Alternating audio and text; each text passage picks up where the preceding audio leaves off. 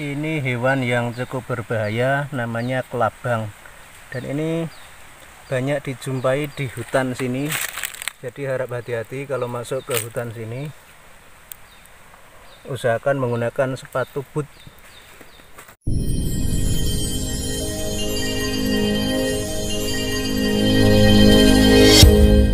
Assalamualaikum warahmatullahi wabarakatuh. Selamat datang, selamat berjumpa kembali di channel Dalam Sawi Antik.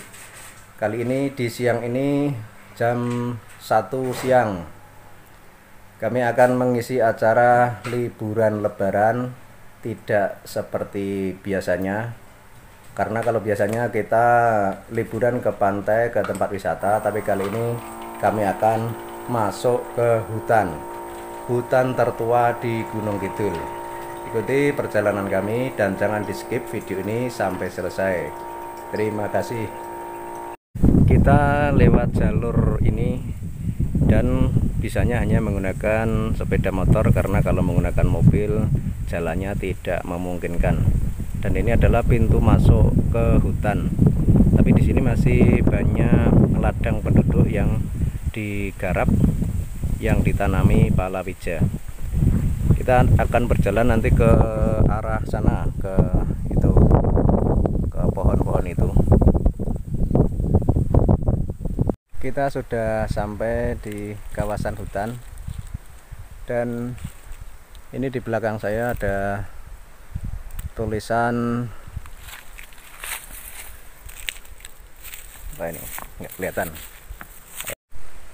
Kementerian Kehutanan, Direktorat Jenderal Perlindungan Hutan dan Konservasi Alam, Sumber Daya Alam Yogyakarta, Swaka Marga Satwa Palian. Jadi di sini masih masuk kawasan Swaka Marga Satwa Palian. Lokasi itu sana lokasi penanaman natur spesies khas. Seperti itu, di sana ada tulisan dilarang memangkas dahan. Jadi di sini adalah hutan lindung yang di dalamnya itu juga terdapat banyak macam tanaman, banyak macam hewan juga, dan dilarang keras untuk mengambil atau membunuh hewan di sini karena ini masih masuk kawasan Swaka Marga Satwa. Dan kebanyakan pohon yang ada di sini adalah pohon jati. Pohon jati, mungkin kalau ini jati kecil-kecil, yang besar-besar di dalam hutan sana. Tapi ini jalannya hanya jalan setapak seperti ini. Tapi akan kita coba lewati menggunakan sepeda motor, nanti berhenti kalau di tempat yang sudah tidak bisa dilalui sepeda motor. Oke, ikuti terus perjalanan kami. Kita sudah masuk hutan guys, tapi jalannya hanya jalan setapak, dan kalau menggunakan sepeda motor bisa, tapi harus hati-hati karena di kanan kiri masih banyak ditumbuhi rumput-rumput. Tapi ini kalau dibersihkan rumput-rumputnya itu sebenarnya jalannya agak lebar, muat untuk satu mobil, tapi karena banyak rumput dan tanaman-tanaman yang tumbuh sehingga jalannya menjadi sempit seperti ini. Ini pemandangan di kanan kiri seperti ini. Masih banyak tanaman jati, dan ini baru di pintu masuknya ya. Kita belum masuk ke dalam lagi. Oke, kita lanjut lagi perjalanan ini. Akhirnya kita memutuskan untuk jalan kaki saja guys, karena ini jalannya masih sempit banget. Kalau pakai sepeda motor pendek itu agak resiko, nanti bisa bagian bawahnya itu bisa nyentuh tanah atau menyentuh jalan. Tapi kalau kita pakai motor yang tinggi itu mungkin bisa. Dan ini jalan juga masih banyak batuan, jadi untuk amannya kita lakukan perjalanan dengan jalan kaki. Ini di kanan kiri banyak ditumbuhi tanaman-tanaman seperti ini, rumput, dan juga banyak juga ini apa itu duri-duri kecil di bagian bawah ini. Ini sebangsa duri. Ini duri, ini cukup tajam kayak gini kalau kena kaki. Makanya kalau masuk ke hutan itu bagusnya menggunakan sepatu boot dan celana panjang. Tapi ini kebetulan saya tidak memakai sepatu boot, saya cuma pakai sendal. Jadi hati-hati nanti jalannya.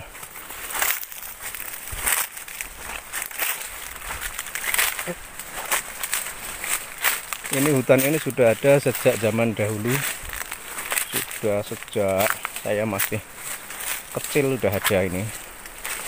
Dan hutan ini dulunya itu hutan apa itu? Sebutannya kalau di kampung itu mbaon. Disebut mbaon itu karena hutannya masih alami. Tapi sekitar tahun 1990-an itu dirubah menjadi hutan jati.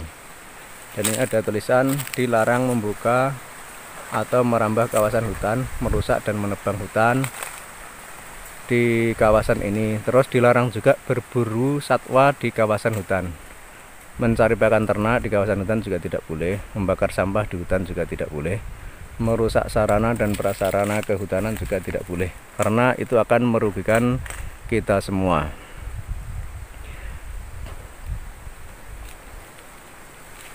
Kita ini jadi ada dua jalan ya, ini ke kiri, yang ini ke kanan sana. Kita ambil yang jalur mana nih, kiri aja ini. Kita ambil jalur kiri aja.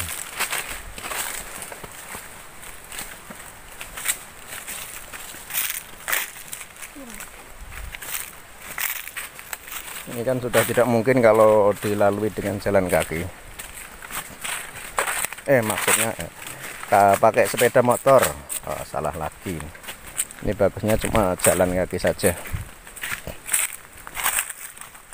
Dan tadi yang seperti di tulisan tadi yang dilarang untuk diambil untuk bahan untuk pakan ternak itu semacam tanaman seperti ini, guys.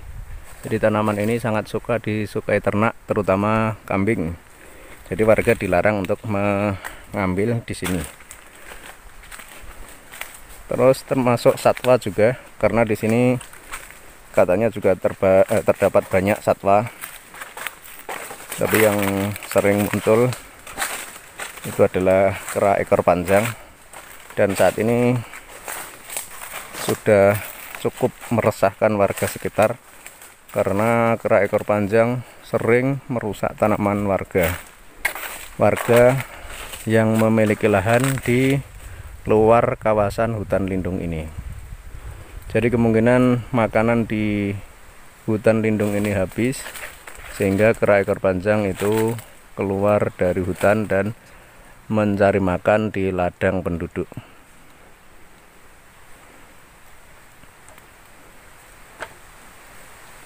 Ini pohon-pohonnya belum begitu besar karena ini tanaman baru, yaitu pada masa pemerintahan Ibu Megawati.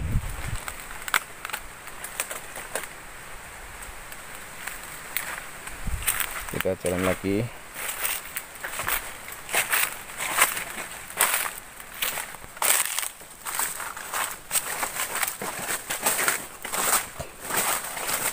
Hutan ini sebagai penghasil pohon jati yang terbaik, dan kelihatannya sekarang memang sudah statusnya sebagai hutan produksi, yaitu penanaman pohon jati. Cuman sayangnya di hutan ini sumber air minumnya itu kurang, jadinya hewan-hewan itu agak susah juga mencari minum, karena di sini tidak ada sungainya. Di hutan ini adanya cuman telaga tapi di tengah hutan sana, dan telaga itu pun ketika kemarau panjang itu sering kering. Adanya air cuma ketika musim hujan.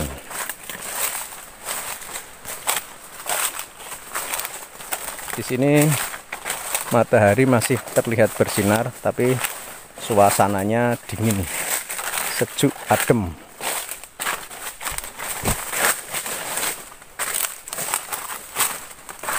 Tapi juga ada aturan dilarang membakar sampah, itu karena ini misalkan ini sampah-sampah kering kayak gini, ini kalau dibakar otomatis apinya bisa menjalar merata, bisa ke seluruh hutan. Karena daun kering seperti ini sangat sensitif dengan api, ketika kena api sedikit bisa langsung apinya langsung membesar.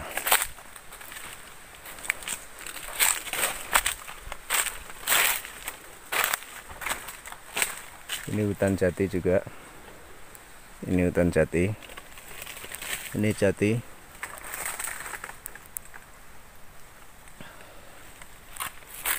Karena kenapa kok ditanamin hutan jati itu, karena di Gunung Kidul itu yang cocok itu adalah hutan jati. Sebab hutan jati itu kayu terbaik untuk bahan, bisa bahan bangunan, bisa bahan mebel, sebab bisa berusia panjang hingga ratusan tahun. Selain itu juga mempunyai nilai seni yang tinggi, dan permintaan pasar juga cukup tinggi karena kualitas kayu jati itu sudah diakui oleh dunia. Bahkan ada juga di media sosial, di YouTube atau Facebook atau apa, itu yang mengatakan katanya kapal Nabi Nuh itu bahannya adalah terbuat dari kayu jati, dan kayu jati yang identik itu di Pulau Jawa. Nah, Pulau Jawa itu luas.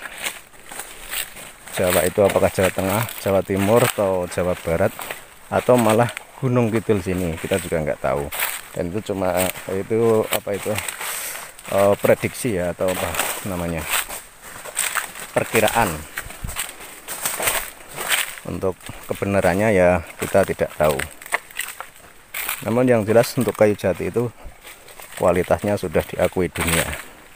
Bahkan dulu katanya konon waktu masa penjajahan Belanda itu katanya itu yang menjadi pokok itu kayu jati ini. Jadi kayu jati ditebangi terus dijual ke luar, sehingga keuntungan terbesar di Gunung Kidul itu pada masa penjajahan itu adalah kayu jati.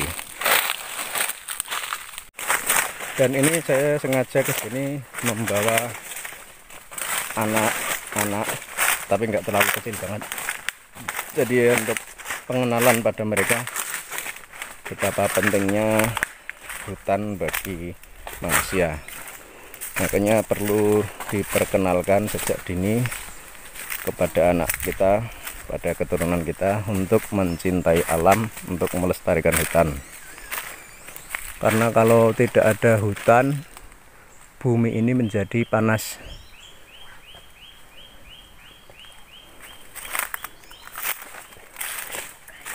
Di sini ada suara burung, tapi nggak kelihatan burungnya ada di mana.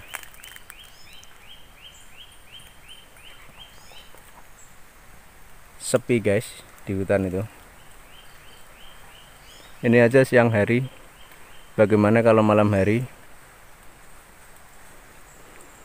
Tapi hutan di Gunung Kidul itu tidak seperti hutan-hutan di Kalimantan atau di Sumatera guys.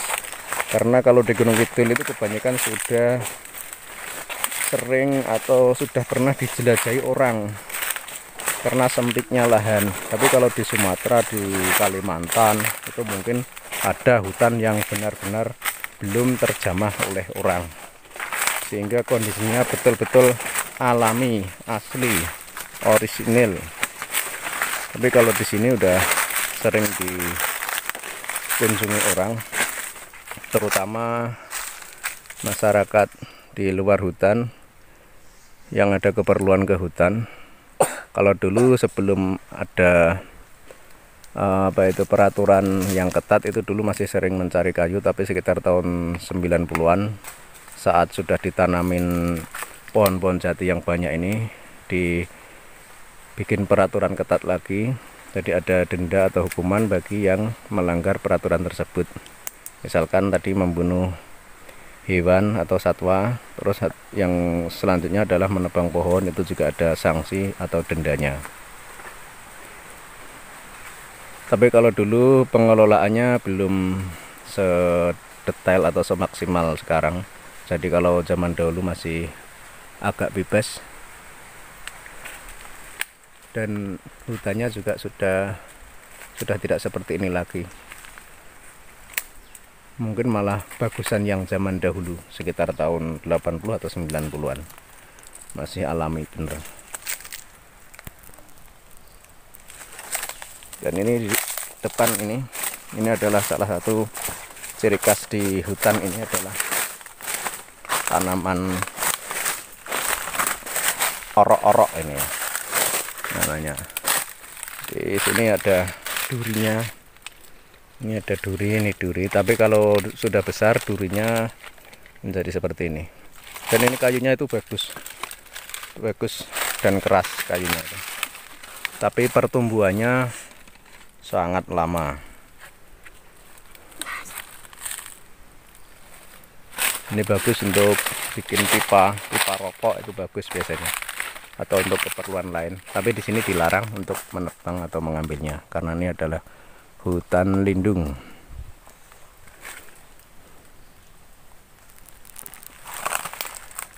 Jadi untuk pengenalan hutan ini saya mengajak dua anak kecil. Ini lagi minum, kecapean. Ini juga biar mereka itu mengetahui tentang hutan, memahami tentang hutan, betapa pentingnya hutan bagi kehidupan manusia dan hewan.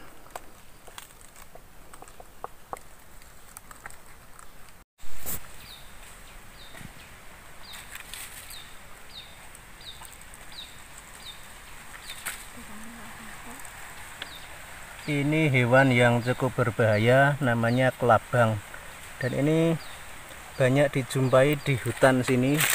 Jadi harap hati-hati kalau masuk ke hutan sini. Usahakan menggunakan sepatu boot. Ini sangat berbahaya.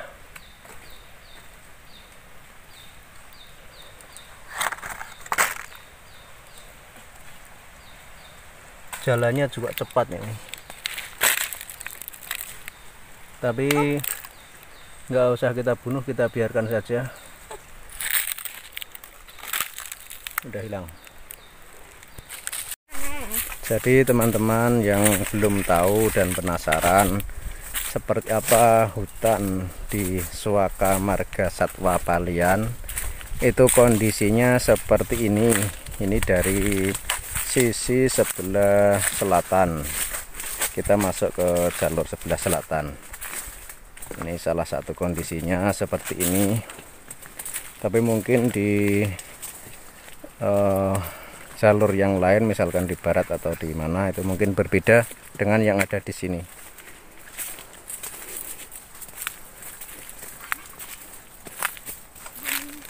Silahkan tuliskan komentar di laman komentar. Silahkan berikan masukan, saran, atau apa saja yang sekiranya bisa mendukung berkembangnya channel ini, sehingga Anda bisa mendapatkan info dan update terbaru dari kami, segala sesuatu yang bermanfaat dan berguna bagi kita semua.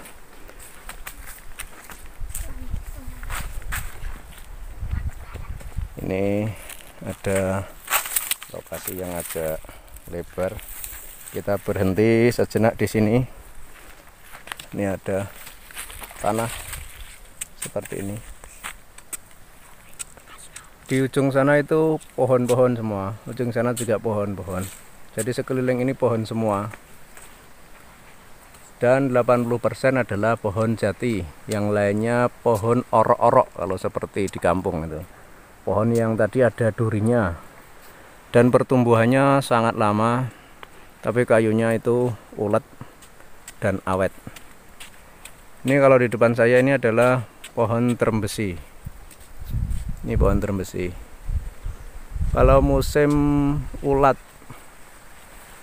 itu apa itu? Ulat terembesi itu biasanya ini banyak orang kesini mencari atau mengambil apa itu kepompongnya. Karena kepompongnya itu enak sekali. Kepompong ulat besi. Tapi yang menjadi favorit di sini adalah kepompong ulat jati. Dan di sini banyak sekali pohon jati, otomatis ketika musim ulat jati itu banyak juga yang mencari ke sini. Dan biasanya musim ulat jati atau musim ulat terembesi itu di awal musim penghujan. Setelah kemarau panjang itu biasanya daunnya muncul tapi masih tipis-tipis. Setelah itu baru ditempati ulat-ulat itu, terus nanti ditunggu sampai menjadi kepompong. Kalau kepompong ulat jati itu biasanya turun ke tanah, tapi kalau kepompong ulat terembesi itu biasanya di atas pohon. Jadinya kita harus naik ke pohon, kita harus mengambilnya ke atas. Tapi kalau ulat jati kita cuma nunggu di bawah. Biasanya kepompong itu sembunyinya di bawah daun-daun kering atau di tanah, tapi di lapisan yang luar. Nanti mungkin pas musim itu apa, ulat terembesi atau ulat jati itu mungkin insya Allah kita akan explore, kita masuk lagi ke hutan ini, kita lihat aktivitas orang yang mencari ulat di sini. Dan ulat itu biasanya mereka jual di pasar, ada juga yang dikonsumsi. Kalau dijual di pasar itu, kalau yang tahun kemarin itu ulat jati itu sekilonya itu 60.000 mentah. Tapi nanti nggak tahu tahun depan, karena itu biasanya berhubungan dengan kondisi juga. Jadi misalkan ulat jatinya itu munculnya nggak banyak, itu mungkin harganya agak mahal. Tapi kalau ulat jatinya banyak itu harganya biasanya tidak begitu mahal. Dan juga faktor pencarinya atau peminatnya atau pembelinya. Jadi makin banyak yang membeli itu harga juga biasanya makin tinggi.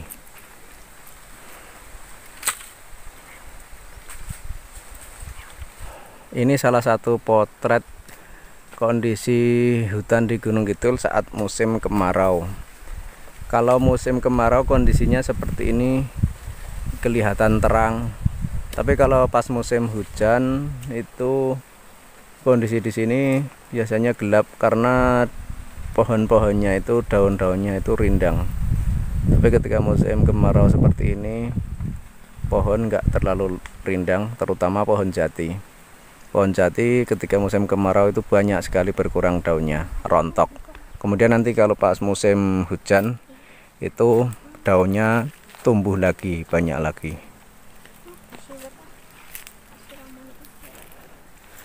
Oke, karena waktu sudah cukup lama kita jalan-jalan ke hutan, kita akan keluar hutan lewat jalur yang tadi. Bagi teman-teman jangan lupa silahkan tekan tombol like, tekan lonceng, dan subscribe yang belum mensubscribe, serta bagikan video ini kepada teman-teman Anda. Semoga bermanfaat.